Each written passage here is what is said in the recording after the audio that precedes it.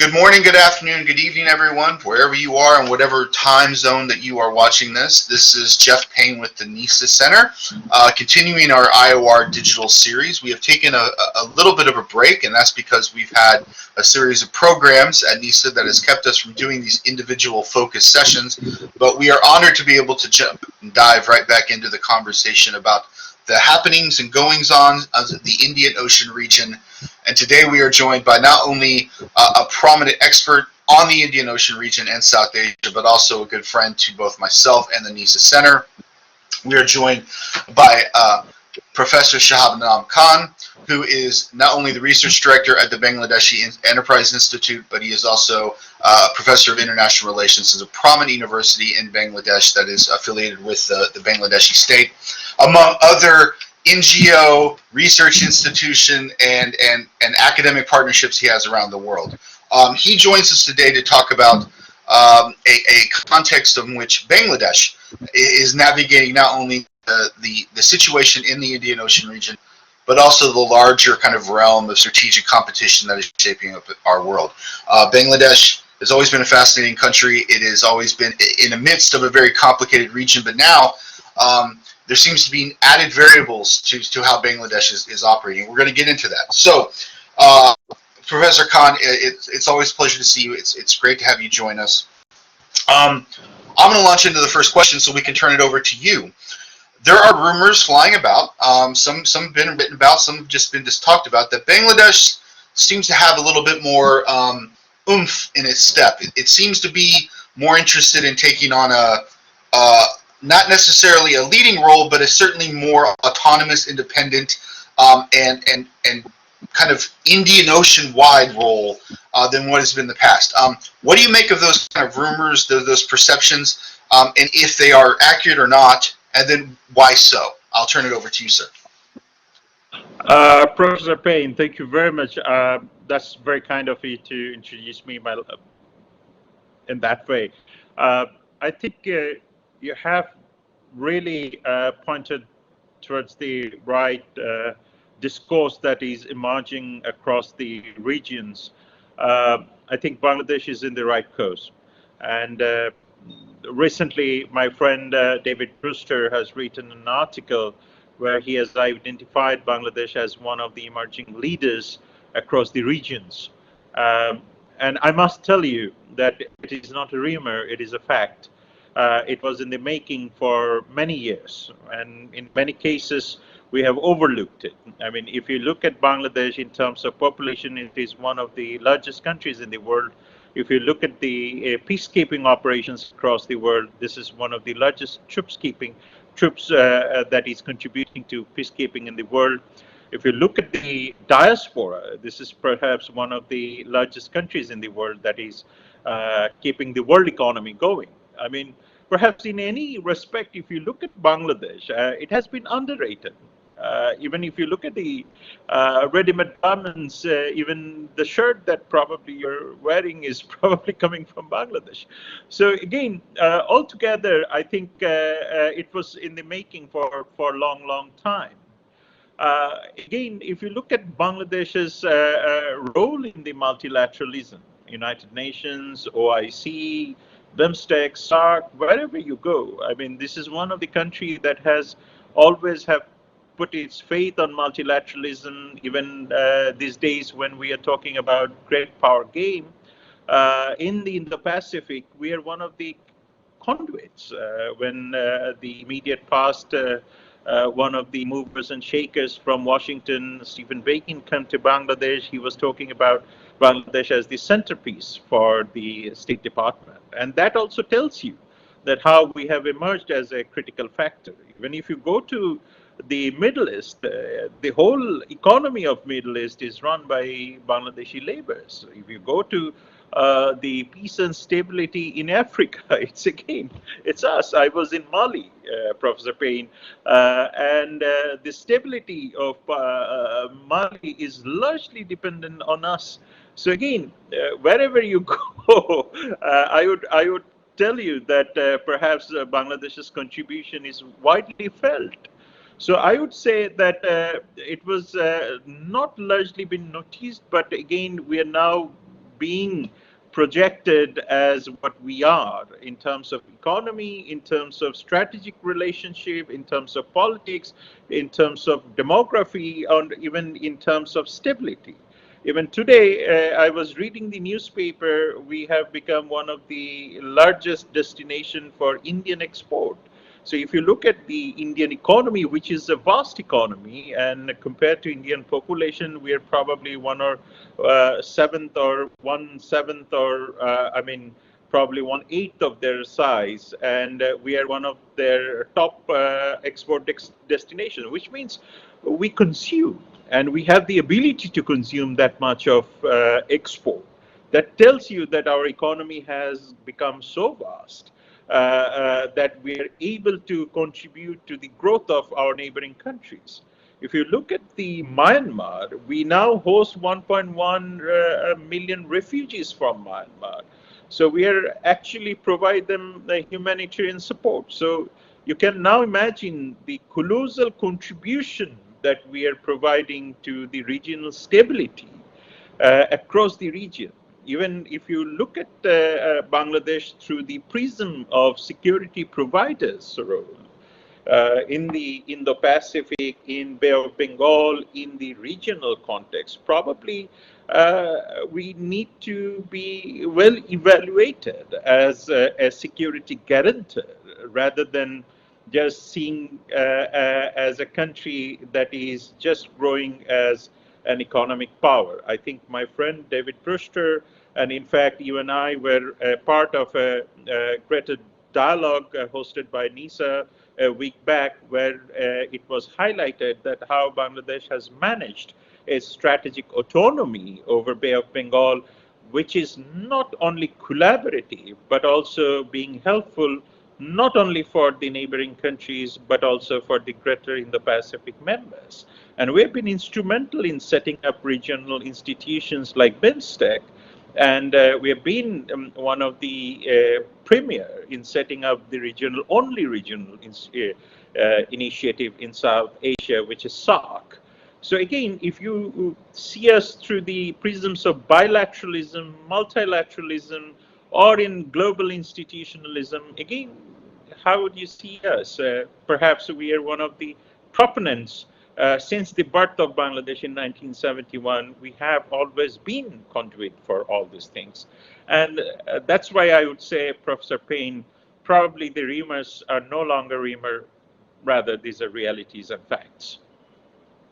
Okay, thank you. That kicks us off. I mean, I definitely want to go on to the kind of larger 30,000-foot strategic concepts, but for some of our audience, they may not be familiar with kind of Bangladesh's investment in its immediate area. So can you dive into a little bit more about how Bangladesh approaches the Bay of Bengal, which is kind of the dominant economic conduit that kind of determines the health of all of the region, but especially Bangladesh, given its particular climate, its particular location geographically, its particular location at the kind of the meeting point of South Asia and ASEAN. How is the relationship with India? How is the relationship with, why is BIMSTEC important? You brought that up. You jump into why that is. And also, how is the nature of the relationship with Myanmar right now? Has that clouded over relations with ASEAN? Is it just the bilateral relationship that's complicated? How is Bangladesh approaching kind of that complicated issue? The Rohingya refugees are one thing, but there's definitely a larger bilateral kind of story that goes on there with Myanmar. So back to you, sir. The first thing, let me tell you, Bangladesh's relationship with the regional countries is outstanding. I mean, we have managed it. I mean, we have managed it unlike many other countries where you would always see some sort of tension persist. Now, let me start with the Beijing first. I mean, the relationship with Beijing is outstanding. We are part of BRI. I mean, the very fundamental of Bangladesh's constitutional requirement is the human development, rather than essentially focusing on highly on defense and security. So our foreign policy largely depends on human security more than on the traditional security. So therefore, for us, investment on infrastructure is a priority. So essentially, we require Beijing for our import, for our investment, and we have found that this has been the most cost effective in terms of manufacture, in terms of import, in terms of raw materials, in terms of supply chain management and efficiency. That's number one. Number two, with that particular investment, we have been able to channelize cheaper labor, cheaper investment, and cheaper export. That benefits certainly our Western markets, and that's where our competitive advantage remains, and that's the benefit that our neighboring countries get. That's the benefit the Western markets get, and that certainly creates a win-win situation for us in terms of Beijing, Washington, and the European markets, and that certainly is applicable for Delhi too. So this is how we balance between Beijing and the West. This is number one. Number two, there is a concern about Myanmar. So we have 1.1 million refugees coming from Myanmar. There has been a repeated escalation of tensions from the Myanmar side, but we haven't been in the process of offensive discourse or approach towards Myanmar. The very simple reason is we never believed in offensive reaction. We often get to hear Kosovo syndrome, Syrian syndrome. These are dangerous, and often we believe these are irresponsible discourses, and I don't think that this should be persisting. And perhaps we believe that if Myanmar crisis or tension continues, this will have implication or spillover effect on China, Southeast Asia, India, and definitely on Bangladesh. And we have put it across the tables for all the stakeholders involved in Myanmar crisis. It's not that Bangladesh has never mentioned it to any of the stakeholders. Now, in that case, we have first taken the issue to the United Nations. This is now in the hands of the OIC. The Gambia has taken it to the International Court. So we have gone back to the multilateralism, as we have always put our faith into the multilateralism. And we believe that President Biden and the Biden administration is much more receptive to the multilateralism than ever. This is one.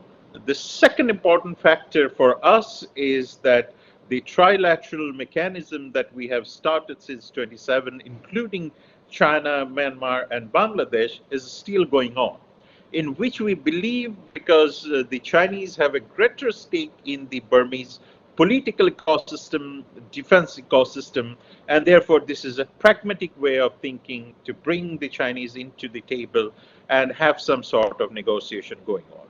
The third important factor is that we believe that the Chinese are important actor, Russians important actor, Indians are important actor. We have engaged the Indians in an informal way, and there is always a support from the Indian side, of course. But important issue that we have always taken into consideration, that if you have a weaker economic distribution, infrastructure in Myanmar, certainly you will always have conflicting groups across the Myanmar. And you're now seeing that the ethnic groups are fighting, there are conflicting ideologies, there are conflicting ethnic groups, and obviously religious ideologies are conflicting as ever. So with having a very fragile economic infrastructure, fragile social infrastructure, if any country thinks that excluding Rohingyas, or in that matter, excluding any ethnic groups, will bring peace to Myanmar, is probably making a mistake. So we are still hopeful that the international community or the regional community will at some point of time become more exclusive than ever and more inclusive as well, in terms of bringing all the stakeholders to bring stability in Myanmar. And that's where we are thinking that our foreign policy will have some sort of meaningful engagement in longer term. And we believe that there is no short-term solution or a quick fix to the Myanmar problem, which is not a single, 1 year, 2 year fix. Rather, this is like almost 6-7 decades problem. So we have to wait for that. So again, we are very thankful, and we have appreciated the role of State Department, and perhaps the American role and the Western role, and certainly the Chinese role equally, in creating some sort of atmosphere in bringing a better relationship between Myanmar and Bangladesh. And when it becomes the Bay of Bengal, and again, Bay of Bengal was disputed, the maritime boundary was disputed between Bangladesh and Myanmar, and Bangladesh and India, which has been resolved through multilateral forum. Again, ITLAWS, UNCLAWS, United Nations system came, it was resolved, and again, we now have a mutually agreed boundary system. Maritime delimitation has been done, and again, you see a peaceful resolution. So this has created a global precedence for everyone, including those countries in South China Sea, those countries who are disputing in Atlantic and Pacific, who can always refer back to these examples and create some sort of international norms based on these examples, and see how they can resolve their own disputes without going into war or conflict narratives. And this is exactly where we think we have done a fantastic job among these three countries. And even if you look at the Bay of Bengal, the very core of Bangladesh's approach to Bay of Bengal is strategic autonomy, which the constitution, local laws, local norms, local institutions permits. So even the foreign policy bypasses the local cultural norms, political ethos, and the nationalist views won't allow to see Bay of Bengal beyond the prism of strategic autonomy. And therefore, the armed forces are now have the vision to modernize themselves to ensure that the strategic autonomy is done. But Professor Payne, when we talk about strategic autonomy, we also believe that it has to be cooperative, and whoever wants to join in terms of cooperation are always welcome to join.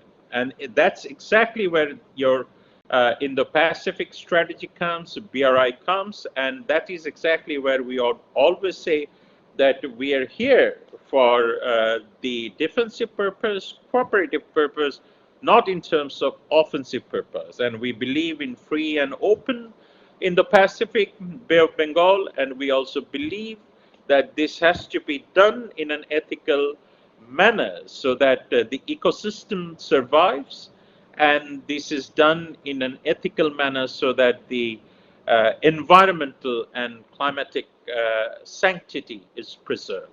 Thank you so much. We're going to get on to the kind of larger strategic competition, element, the elephant in the room, so to speak, the U.S.-China component. But you said something that I want to forgive me. I want to be a little hard-nosed with you for a second. Despite Bangladesh's growing economic prosperity, you also mentioned the fact that the military is modernizing, which is another way of saying that the military is buying better equipment, just like a lot of other regional states are doing. How can you praise international cooperation while buying better and larger stockpiles of weapons? Yeah, I mean, Professor Payne, I think the first point over here is to understand the necessity. I mean, as I mentioned you, that this is all about the strategic autonomy, because we don't want to be a part of the greater game, I mean, in which we have to choose between either or.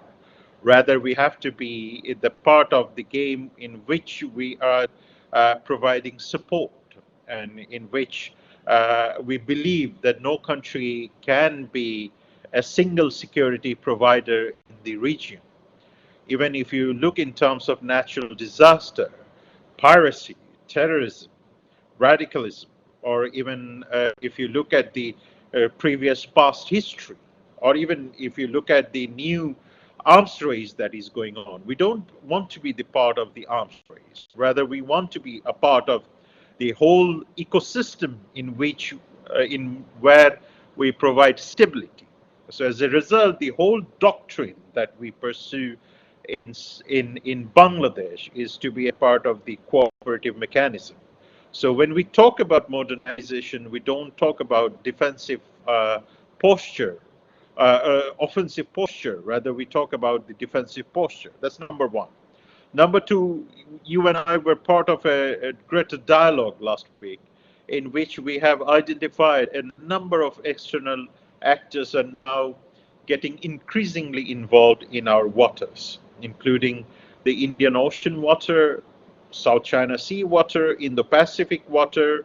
We are now seeing much more greater mobility of the European actors, including UK, French Navy coming into our water. We are now talking about potential accidents, nuclear accidents. We are talking about escalations. We are talking about potential accidents in the skies as well. And if there is an escalation of accidents or mishaps between China and United States in any of the waters or perhaps any of the skies, are we able to respond to those? What would be the geostrategic catastrophe? What would be the geopolitical fallouts? So we really have to be prepared about these things institutionally, defensively, in terms of strategic responses, or even as basic as the disaster responses. So when we talk about defense modernization, we don't talk about arms race. We don't talk about just going for show off. Rather, we talk about cooperative mechanism where we can help other countries who has gaps. So we are very careful about these things, and we have made it very careful remarks that we don't want to be part of the greater push or rush for sometimes we call it geostrategic adrenaline rush, that just go and grab some arms and then we become some sort of stockpile. No, that's not the purpose. The purpose is to make sure that there is an ethical exploitation and there is no unethical exploitation of the waters or the resources across the region. And anybody is most welcome to come and join us for any of these resources. And as we are now seeing that it is not that the plastic waste, if you talk about the ecosystem dead zones rising, if you are talking about the plastic, or if you are talking about the pollution, if you are talking about the deep sea accidents, how are we going to deal with it? I mean, we need much more new equipments. These can be done by the navies. This can be done by the coastal shipping system. This can be done by the coast guards. And that's where the whole new generation of thinking about the defense responses comes in. We're now talking about whether only the navies and the coast guards can do it. I mean, obviously, we have now the forums like Indian Ocean Regional Association. We have SARC, BIMSTEC. Again, may I tell you here, Professor Payne, as in my kickoff question, I mentioned that we have done SARC and BIMSTEC, and we put our faith in multilateralism, and we want to believe that the collaborative and cooperative system can only bring peace and stability in the region. And therefore, the whole genesis of defense and cooperation should come hand in hand. We believe in conventional diplomacy. If you look at Bangladesh's foreign policy that believes in conventional diplomacy, that also believes in military diplomacy. And when we talk about military diplomacy, the classic case is we haven't gone for any kind of military escalation with Myanmar. And we are still believing that we will have military talks, we will have diplomatic talks, not only with Myanmar, but with also other countries, which is appropriate. Our defense procurement does not stay only with one country that popularly being part of the global narratives. We procure from many other countries, including Turkey, United States, European Union, and European countries, and many other countries. So therefore, again, Bangladesh must not be seen through the prism of either Washington or Beijing or Moscow or Ankara in that matter. So I think this is where Bangladesh's strength lies, that it has been able to diversify itself, and henceforth, this is the only country that has a stable foreign policy over the past 5 decades. Thank you so much. We'll get to your question about Ankara, and you mentioned some other capitals. I want that to be in the final question, asking you about trends, how you see the future development. But let's go to the kind of the ever-present strategic kind of ghost hanging over the world right now, and that is the much discussed and theorized about strategic competition between the United States and the People's Republic of China. How does Bangladesh perceive that competitive relationship? Given that, and let me be unapologetically from an American point of view here, the narrative we often hear in the United States is that the United States' policy is forcing countries or putting countries in a situation where they have to pick and choose between the United States and China. But from our point of view, that's explicitly what we're not doing. No one is saying no American institution.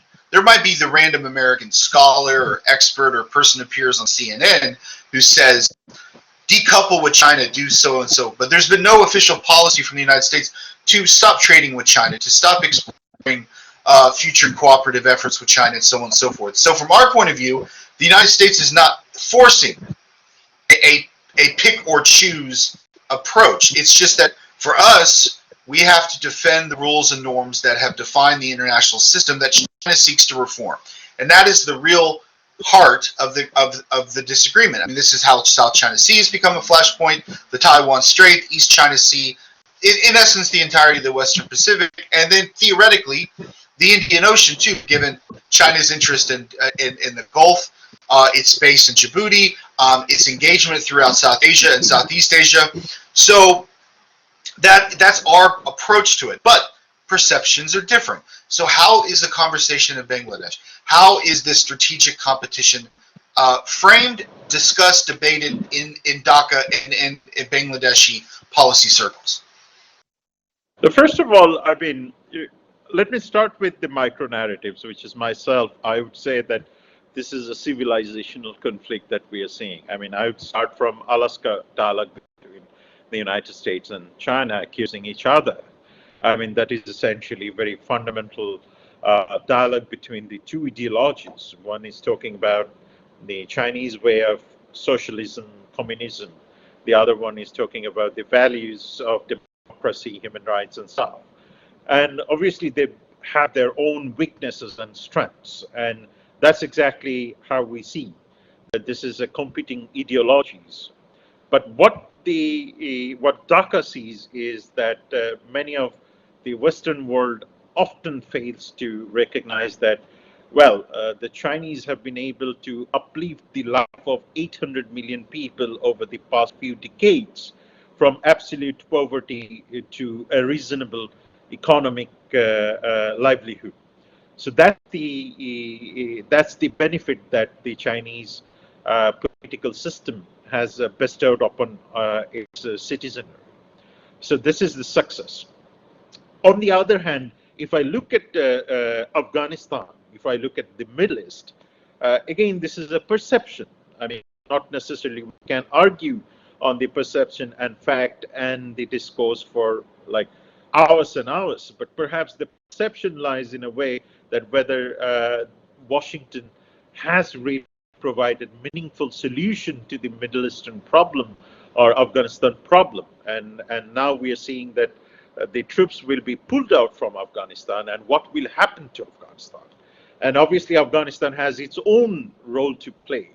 But at the end of the day, there is a lot of mistrust and distrust within Afghanistan that a lot of people feels that they have been betrayed, like they have felt when the Russians left, that they have felt that the Russians have betrayed them. And that remains in the case of Pakistan too. Even if you have listened to Imran Khan's recent address to the Pakistani parliament, again, he felt his utter mistrust about the United States too. and why Pakistan was a part of that drone pack and stuff like that. So that tells you that there is a greater disconnect between the political Afghanistan, Middle East, and Pakistan, and India, and Bangladesh with the United States. And on the other hand, there is a greater political connectivity becoming much more reality in the case of Beijing and these countries. Now, of course, India being a separate case, one hand it is being a part of Quad. Now look at Quad, and most of the countries. I mean, I would mention Japan and Australia being part of RCEP, Regional Comprehensive Economic Partnership, in which China plays a critical role. ASEAN is one of the dominant partner in that, making 30% of the global economy as one of the core feature of RCEP. And that makes, again, the Quad's feature quite of a dwindling feature. I mean, in which the United States and China remains, United States and India remains kind of like shaky. So will the Chinese, will the Japanese and the Australians bypass the RCEP and go for kind of a real-time strategic escalation against the Chinese? I doubt that. Now, that's kind of a geostrategic reality unfolding in the Southeast Asia. So we have to be very careful about these sort of ecosystems. Again, if you look at Africa, for an example, I just came back from Mali, and look at the approach that the Africans are increasingly taking towards NATO and the European allied powers. That is, again, a new narrative unfolding. ISIS is again gaining some sort of power over there. Al-Qaeda is very much alive over there. Are they going to go away? I don't think so. I mean, if Mali continues to fall into the geostrategic trap, you are just creating new sort of fertile grounds for them. So again, we're not going to see that these are going to be wiped out. So what we are seeing in the case of Chinese and the Americans, perhaps Washington and Beijing, in the case of Trump is different. In the case of President Biden, there is a slight difference. Again, in the case of Alaska, in the case of G7 meeting, are you going to propose some sort of alternative to BRI, which we doubt again? Because don't forget, the economies of these countries will require massive infrastructure, cost-effective infrastructure. As I mentioned you, all of these countries are prioritizing economy, means market, and infrastructure. So therefore, they will be much more looking forward to cheaper investment, cheaper financing, cheaper labor, cheaper cost-effective investment, which in turn will benefit the Western market too. So market will determine what kind of alternative mechanisms the United States and the allies will propose in future. So that's the reason, again, as I mentioned, whether the defense discourse will overrule the market discourse or market discourse will overrule the defense discourse is yet to be seen. Okay, comprehensive answer. I always appreciate getting those perceptions and vantage points from different standing areas because obviously Washington has its own narrative, Beijing has its own narrative, Europe has its own narratives. May I add something to that? Sure. Professor Payne, if you allow. I mean, I agree that, I mean, I'm quite familiar with Washington narratives as well as the Beijing narratives. But again, if I bring the very genesis of technology, for an example, the 5G, for an example. I mean, the American 5G, the Western 5G, if you talk about 5G being exported or transferred to Bangladesh or Africa or India, or in that matter, any of these countries, probably we won't be able to purchase this because the market will not be able to absorb it because of the cost. Now, are you going to give us the cost-effective technology? artificial intelligence, we will need artificial intelligence today or tomorrow. And it's pretty much like the vaccine. I mean, we will not be waiting for the vaccine. I mean, if we don't get Pfizer or AstraZeneca, somebody will provide us the vaccine, because nobody is going to give us a bad vaccine. The very simple reason is they will also need their market to function. It's not like a food. I mean, I give you bad food, and then I become a good. I mean, my economy runs. Your malnutrition is not my problem, because their economy has to run. So therefore, what kind of technology are you going to transfer to me? I mean, back in 50s, you had a television. Some people, 50% of the world, didn't have television. But the world doesn't function like that. So the economy of technology is changing rapidly too. So what the intelligence agencies couldn't do in 3 months, one cell phone can do in 7 days. So that's the economy of technology and the sweetness of technology, which the Chinese understands, the Washington policy circles understand, and Moscow understands. The drone technology is again rapidly changing the whole system. So who's going to give us the drones? So that will determine what kind of geostrategic role we will play. We are not going to wait for anybody. Our water resources, we are not going to wait for our upper riparian country that when are you going to solve our water problem? We will definitely go for the technological solution soon enough. So that's going to change the bilateral relations soon too. Professor Payne, up to you. Okay, yeah, definitely a useful. Sorry for interruption. No, a very useful amendment to the statement. And yes,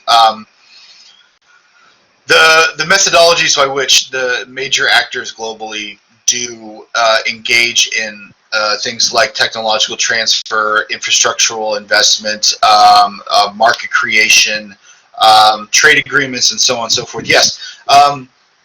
The U.S. is definitely having a very, very active and deep conversation about how to speed up our process, because we're very comfortable that at the end of the day, our system itself is better than Moscow's or Beijing's because of its transparency, its basis in legal code, and technical precision, versus the opaque nature of especially Beijing's lending processes and so forth.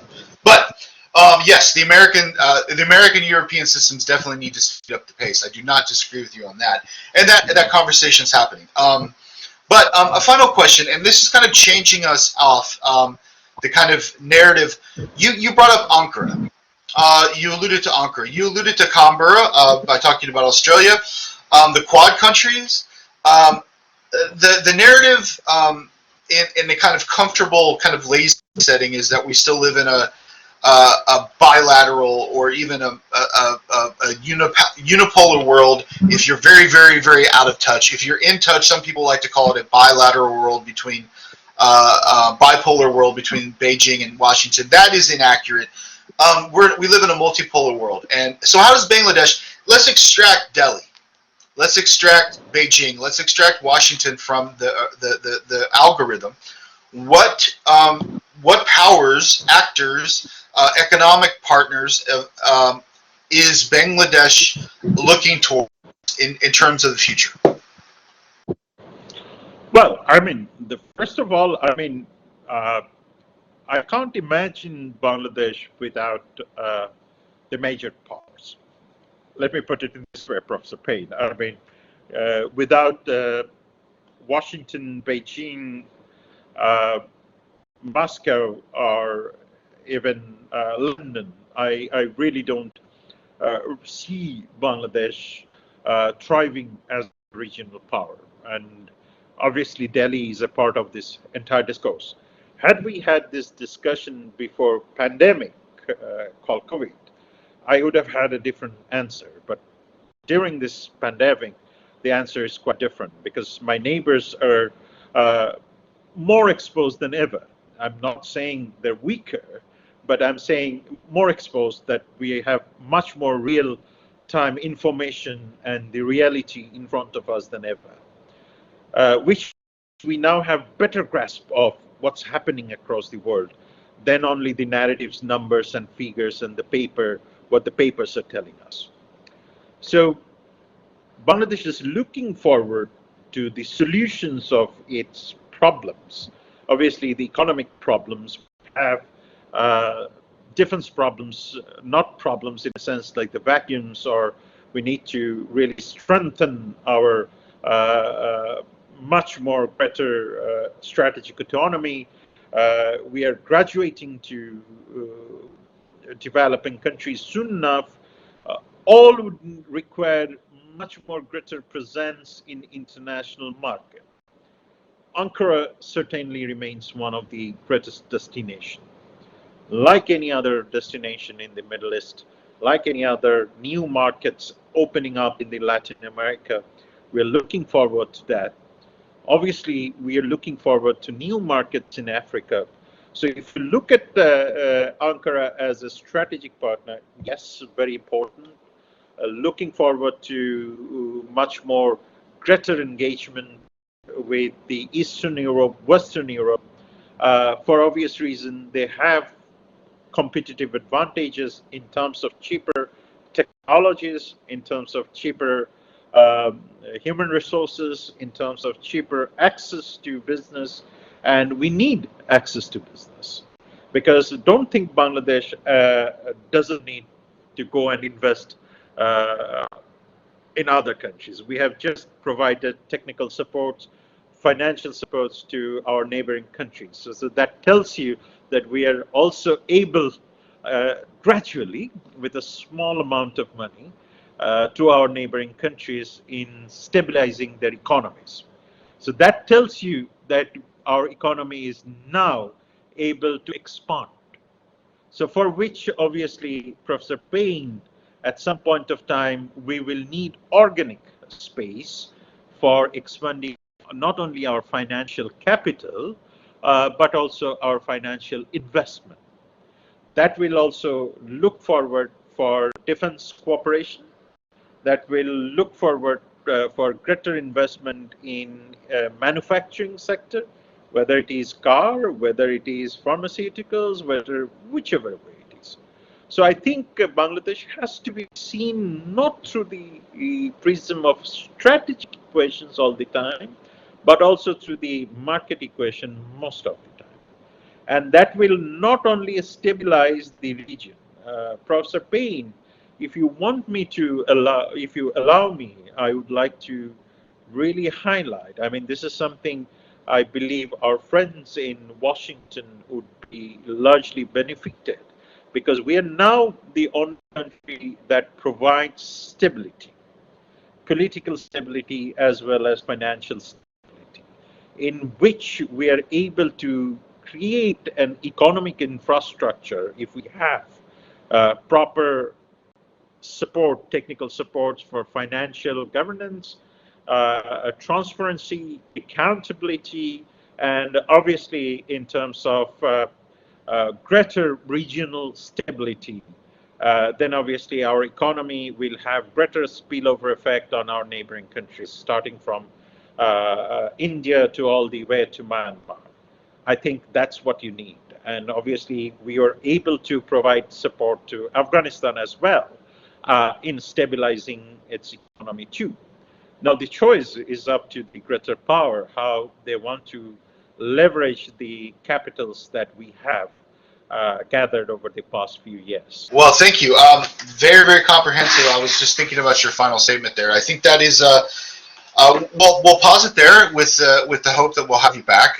We know we'll have you back at NESA events, but certainly have you back for this forum for more conversations to check in on what's happening. But until then, you have our perpetual thanks. And we'll provide anyone who's followed, if you'd like to follow Professor Khan's work further, again, please check out his CV from the Bangladesh Enterprise Institute. He is based in Dhaka, and from there you can find everything from his contact information to the work and publications he's made. So thank you very much for joining us, Professor Khan. Thank you so much for carving out time, and we look forward to seeing you very, very soon.